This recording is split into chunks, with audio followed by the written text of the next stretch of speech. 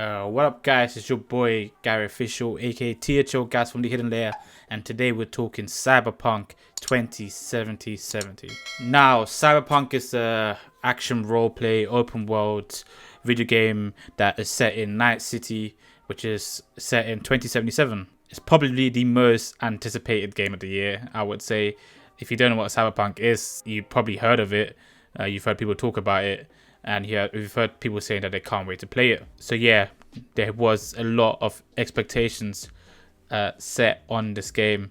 I think it was initially first teased like 8 years ago, and it's been in development for 8 years. There's been numerous like gameplay shown at the conventions and so on, and loads of people were really like looking forward to enjoying this Cyberpunk game, which will lead me into the certain elephant in the room here and the game review in itself. I think before we get into the positives and negatives, we'll just talk about the elephant in the room, which is essentially this absolute shit show of a release. So obviously for anyone who's been following the Cyberpunk development knows that it's been delayed numerous times. The game was set to come out many months ago, and it has been like delayed many times. It's essentially a cross-gen game by nature of when it was released. So it came out in December. It released on both consoles. So there isn't actually a next-gen version, but you can play it as like a backwards compatible game on next-gen, and it currently also plays on the current gen / last gen, whatever you want to call it. And unfortunately, the game just doesn't run well. Simple as you can put it, the game does not run well. It has huge performance issues. It does not. A lot of people can't get more than 15 frames on the Xbox One and on the PlayStation 4. Textures not loading in, games crashing, consoles crashing, games just freezing. This is the theme that also seems to be common within the next gen consoles, but just with the lack of like graphic issues. So textures are loading in and the game does look decent on next gen. However, the game does still crash and freeze. I didn't initially want to talk about this, but I do want to talk about it right now. And I feel like there is like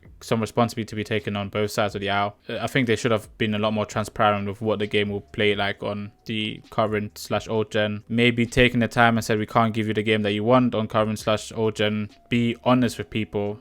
I think there is a matter of honesty and a matter here of taking responsibility, and the decision makers in this need to take a deep look at themselves and say, did we make the right decision? Because I don't blame any developers here. I don't blame anyone that was working on the game. It's the people that call the shots on timelines, people that call shots on release dates, the project managers and so on, and the publishers. Those are the people that make the big decisions that say, we go ahead here or we don't. And those people have made the wrong decision, in my opinion. There's also some responsibility here on the fan base. There's been numerous reports of people threatening developers. The pressure that they've been putting on the developers, it's not been good, and it's just not how things should go. People need to get off this full sense of entitlement that they have and realize that these are people working on it, and things change, and we're in a global pandemic, and things might take longer. And I feel like that's definitely had an impact as well on the decision makers. That's my 2 pence on it. It's very unfortunate that the game has been plagued with this release, and obviously, if you're not aware, PlayStation has pulled the game off their store. Xbox is offering refunds. CD Projekt is offering refunds. Yeah, not great. But I do want to look at a game as just a game, which is what we will do in this review. We will look at the game as just a game and ignore the bugs, because I feel like it's very important that we give the game itself a chance. And so with that said, here's the question of, should you buy Cyberpunk 2077 on your Xbox Series X? I do want to preface this with, I was gifted a copy for Cyberpunk thanks to CD Projekt and Nay Saga, mainly Nay Saga, who hooked me up with it. I will try to get into why you should or should not buy the game on Xbox Series X, because that's what I tested it on. So let's get into the positives. So first positive that I want to touch on is they have done a great job at making this game immersive and creating a world that you can get lost in. The game feels like a realistic view of what 50 years time could look like. I'm not entirely sure if all of it obviously is plausible, but a lot of it feels like plausible, and a lot of it feels like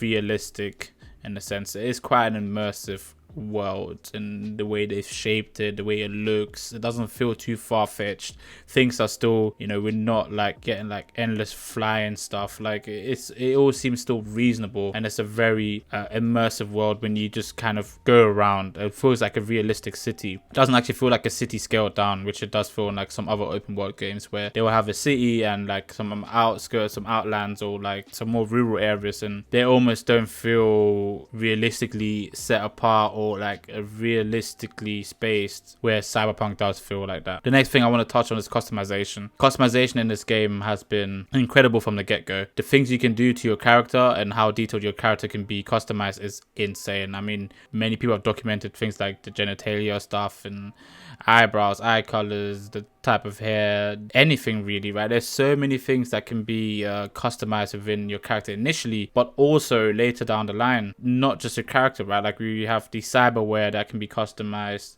You can customize your weapons in so many ways. You can have different weapon loadouts, multiple guns, outfit, the mods to your outfits, your skill tree. The customization is so detailed and so vast in this game, which can help you like have almost a completely different experience to someone else who's taken the same path and they could be playing the game exactly like you, but it could still be a different game because of how you chose to customize your character. The next thing that I love is that you can start a mission and stop it midway through. So with a lot of other games and like a lot of other open world games, you get started and then commit to a mission, and you can be on a mission for as long as the mission needs you to be, right? Whereas with Cyberpunk, like a lot of missions are like broken up quite a bit. There are like big chunks, but there's a lot of broken up parts. So you can do 30-minute mission and there'll be the next step to the mission, and you can just call it. Like, I don't want to continue this mission, just track another job and leave the area, get on a bike or fast travel or get on a car and go to another mission, or just gallivant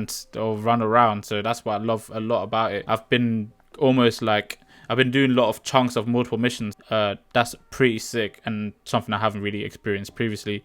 That might be in other games, but not something I've personally experienced much. The next thing I really like about this game, and probably the last thing I really want to touch on, is how rewarding the game can be if you take your time. There's so much to explore. So the game has so much to give. The world has so much to give. You can do so many different types of side quests and so many random little things. All these tiny little things that are so cool about the game. Just exploring is a lot of fun on the map.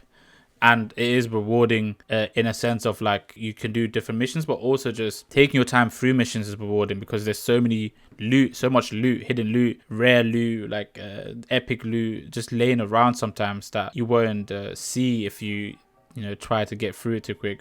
There's one mission where if you don't go into a certain room, you won't find an epic iconic pistol, and that just happened by taking your time. So yeah, I really like that the game almost promotes you not playing it through in 20 hours like you can, but like playing it through in 50 hours because you'd spend 30 hours exploring the rest of the world and doing other missions. Cool, now let's get on to the negatives. The first thing that I find quite disappointing was the paths, and that is like when you begin the game you can choose to be a nomad, a street kid, or a corpo.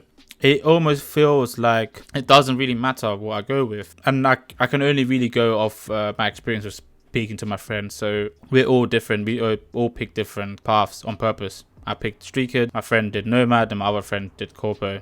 And we can kind of compare in like what everything's been like, and we are pretty much playing the same missions. The only thing that's different is every now and then you get a different answer that you can give, and that's been quite disappointing. I thought there would be a lot more variety with depending on what life path you choose. Yeah, and I wish there was just more variety in different life paths and there actually being an impact on what you do and what missions are presented to you in the main story and how you do them, and not just like different conversation options, because a lot of the conversations are very guided.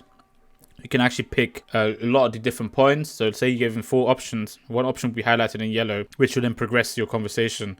And then you have 3 other options, which will just give you more information, but actually don't make a difference to your character, what they do, from my understanding. Sometimes the choices have different impacts, but from what I know and what I've experienced, it doesn't actually matter what life path you've chosen because the story just plays the same. The next thing I want to touch on is the story is good, but isn't actually anything special. Nothing that's really caught me off guard. It is pretty cool, pretty action-packed, but like nothing that's been like, oh my god, what, blah, blah, blah. It's been very much a good story, but it's nothing like mind-blowing. Then we have graphically, I feel like the game could have given so much more. I don't know, maybe there will be a next gen version or next gen patch. I'm assuming there will be, kind of similar to what GTA 5 did many years ago when it first came out and the PlayStation 4 and Xbox One came out at the time. Hopefully there will be something like that and the game will play better. I'll give it another run through then. I probably will give it like 2 more playthroughs just to do things differently. It isn't like that great graphically on the Series X, if I'm being completely honest. It doesn't necessarily feel like a next gen game. I went back to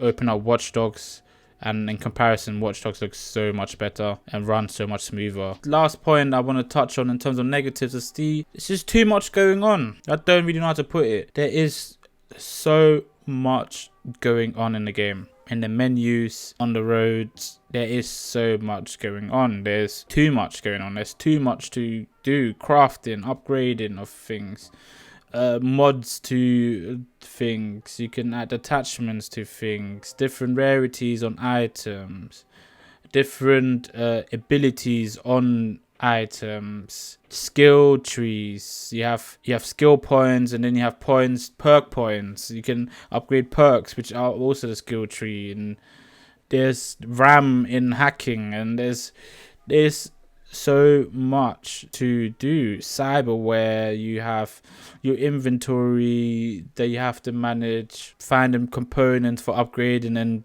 crafting. You have to find plans to craft certain items, like blueprints, that's what they're called, not plans. So many things, right? So much information and so much to deal with. I think it would take you a very long time to get a good hang of the game, and it took myself quite a long time, and the same thing with my friends. Another point I do actually want to make is regarding handling. I think the cars and the character just don't handle well. I wish it had like more of like a GTA feel to it. I think if this game had like more of a GTA handling, it would be even better. It's not the greatest. I feel like the handling could be a bit better. The cars don't drive that well, and yeah, the character doesn't feel that good to move around. And that's just like a little point. So overall, what's my verdict? If I had to score this game, I would give it a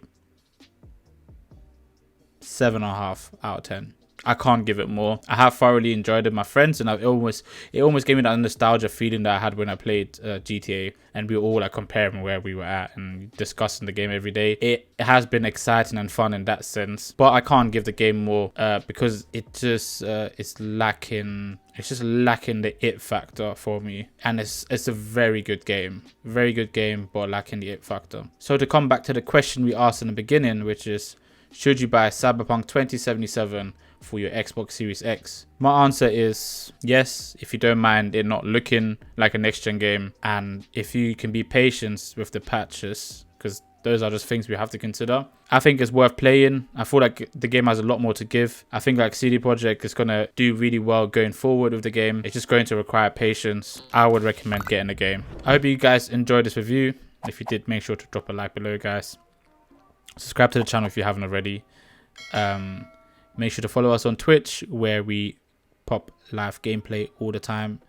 And I hope to see you next time. See ya.